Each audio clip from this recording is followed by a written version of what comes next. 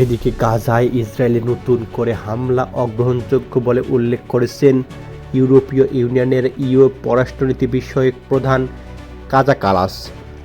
ইসরায়েলের পররাষ্ট্রমন্ত্রী গিডিয়নের সঙ্গে এক কথোপকথনে তিনি এসব কথা জানিয়েছেন।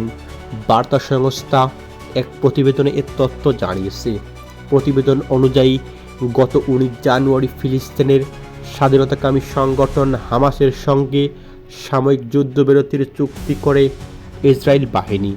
গত 1 মার্চ সেই চুক্তির মেয়াদ শেষ হলে তারা নতুন করে চুক্তি শুরু করে। যুদ্ধবিরতির চুক্তি নিয়ে আলোচনায় না গিয়ে গাজায় আবারও অভিযান শুরু করে ইসরায়েল সন্ত্রাসী বাহিনী। এতে করে অনেক ফিলিস্তিনি শিশু নিহত হয়েছেন, ফিলিস্তিনি যুবক নিহত হয়েছেন। এছাড়াও ফিলিস্তিন খাদ্য সংকটে ভুগছে।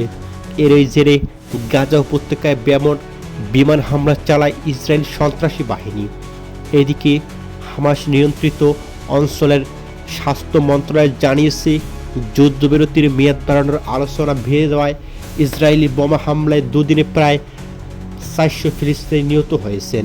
ইন্না লিল্লাহি ওয়া ইন্না ইলাইহি রাজিউন, যাদের মধ্যে অধিকাংশই নারী ও শিশু। এছাড়া আহত হয়েছেন কয়েকশো জন। এর আগে রাতে ইসরায়েলের প্রধানমন্ত্রী বেনিয়ামিন নেতানিয়াহু হুঁশিয়ারি দিয়ে বলেছেন, এই হামলা কেবল শুরু।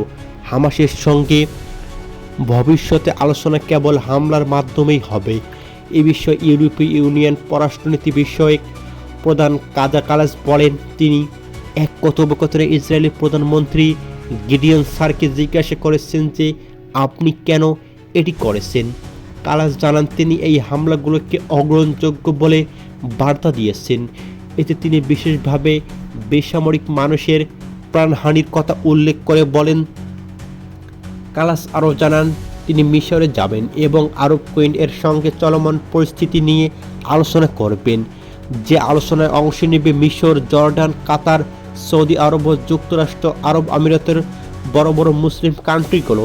একই সঙ্গে ইসরায়েলের উপর কূটনৈতিক চাপ বাড়ানোর প্রয়োজন রয়েছে বলে জানান ইউরোপীয় ইউনিয়ন পররাষ্ট্রনীতি বিষয়ক প্রধান। এদিকে 2023 সালের গাজা উপত্যকায় ইসরায়েলি সন্ত্রাসী বাহিনী ভয়াবহ হামলা চালিয়েছে। এদিকে ইসরায়েলি হামলায় 3 দিনে 200 শিশুর প্রাণহানি হয়েছে বলে জানিয়েছেন ইউরোপীয় ইউনিয়ন।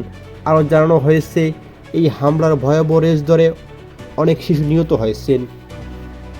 আরও জানা যায়, এক বিবৃতিতে গাজার স্বাস্থ্য মন্ত্রণালয় এ তথ্য জানিয়েছে। খবর তুর্কি বার্তা সংস্থা আনাদোলুর।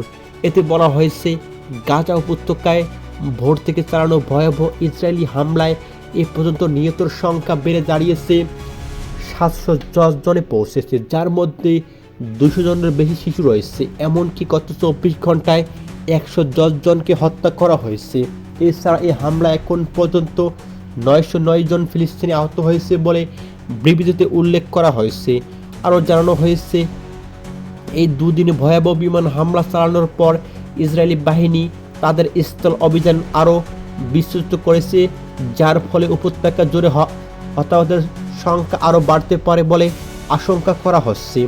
এইদিকে ইসরায়েলি হামলায় পাল্টা জবাবে বুধবার গাজা থেকে ইসরায়েলি তেল আবিবে ব্যাপক ক্ষেপণাস্ত্র হামলা চালানো হয়েছে বলে জানিয়েছে ইসরায়েলের গণমাধ্যমগুলো। রাতে চালানো এই হামলায় পরপরই অধিকৃত ভূখণ্ডে বিস্তীর্ণ অংশ সাইরেন বেজে ওঠে বলে জানানো হয়েছে। ইসরায়েলি সংবাদ মাধ্যমগুলো জানিয়েছে যে তারা হামাসের সামরিক শাখা কাসসাম ব্রিগেডের ক্ষেপণাস্ত্র হামলার কারণে তেল আবিবের বেন গুরিয়ন বিমানবন্দরে ফ্লাইট বাতিল করা হয়েছে। অন্যদিকে স্পেন, আয়ারল্যান্ড সহ ইউরোপীয় দেশগুলো গাজায় ইসরায়েলি হামলার নিন্দা জানিয়ে ইসরায়েলকে থামানোর আহ্বান জানিয়েছে।